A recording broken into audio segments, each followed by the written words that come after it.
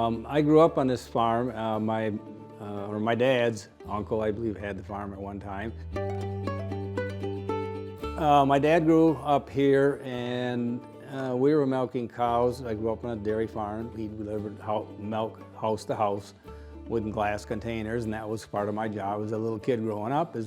I'd run bottles to the house.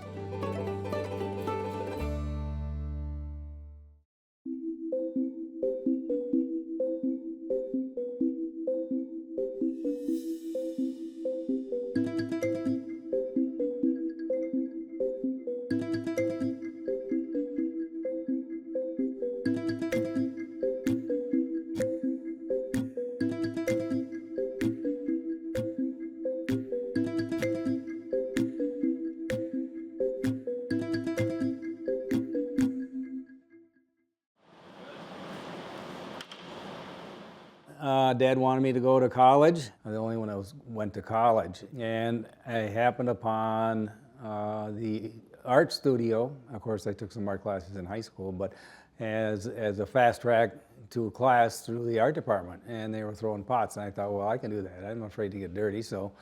And that's how I ran into the offered glass at that particular college in 1964. When I left college, there were several opportunities out there where I could have done this or that, including teaching at the college level. And at that time, I chose to come back to the farm specifically because I wanted to raise my family on a farm where I had the freedom to roam, so to speak. So I chose basically to come back to the farm and farm to make art.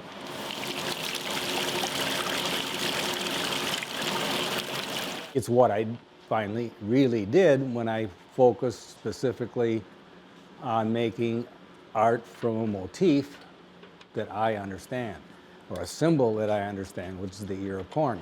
You gotta hit the top of the corn. Okay, so right now. Come on.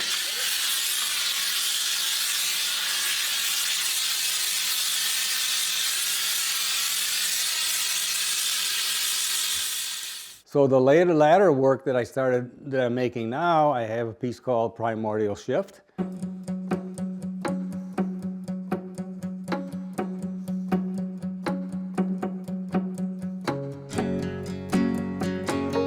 The exhibit behind me is called Primordial Shift.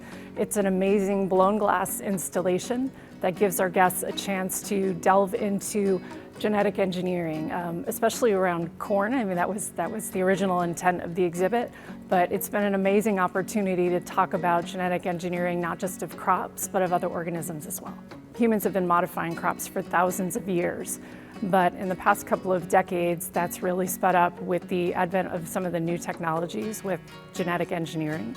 So it's been an amazing opportunity to really look at what those technologies are and the type of questions that we need to be asking about both the pros and cons of technology.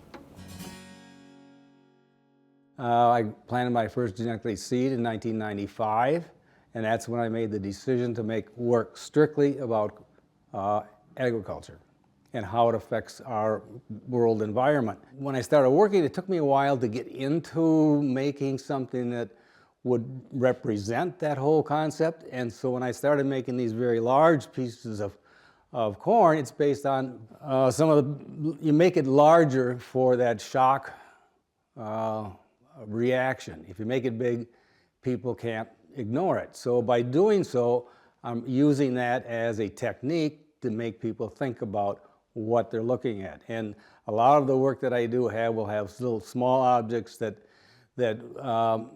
make you think, well, what is it? Why is that there?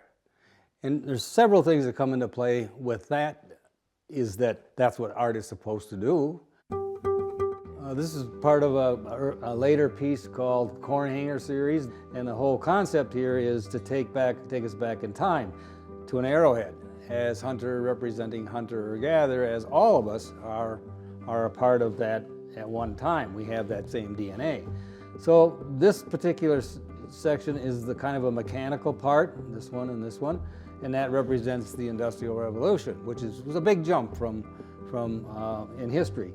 But the real big jump came in selective breeding, is where they got really good at crossing one variety with another, all hung on a glass bar, which represents the fragility of our food systems. If I'm a contemporary artist, I'm making work that's about our time. And our time is really, my time is really about how do I make enough food to produce and feed the world. I'm a part of that. And so that's always on my mind. My grandfather had a 60-acre farm. My dad had a 200-acre farm. And when I started farming and just recently retired, we were running 2,000 acres. But 40 bushel is where it started. And when I retired, we are getting upwards of 300 bushel to the acre.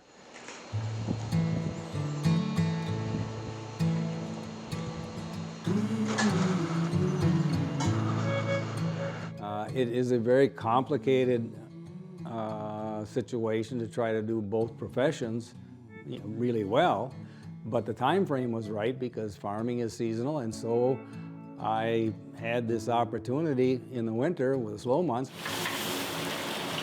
Funny thing is that so often I couldn't wait to get back into the studio. The downside of that is I had to drop what I was doing in the spring, and by the time I got around to the next year, it was like, what was I doing then? But the best thing about it is that I never tired of making art simply because I had a break from it. I came back fresh, and that's really how I got to the point where I am with my work.